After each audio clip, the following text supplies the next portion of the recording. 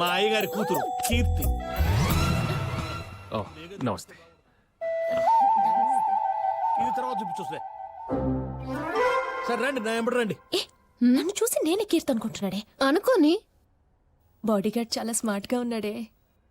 Body guard ఉండాల్సింది smart గా కాదు, షార్ప్ గా. వెయిట్, నేను చెక్ చేస్తాను. ఇది పూజ గది. ఈయనకు మీ సెక్యూరిటీ అవసరం లేదనుకుంటా. మై ఫేవరెట్ గాడ్ వెంకటేశ్వర స్వామి. తగిలింది. ఎవరు ఎవరు ఎవరు ఎవరు? తగిలింది కాదు, కొట్టింది.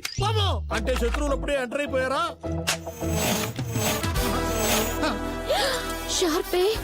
శత్రువులు ఇంట్లోనే ఉన్నారు. అవునా?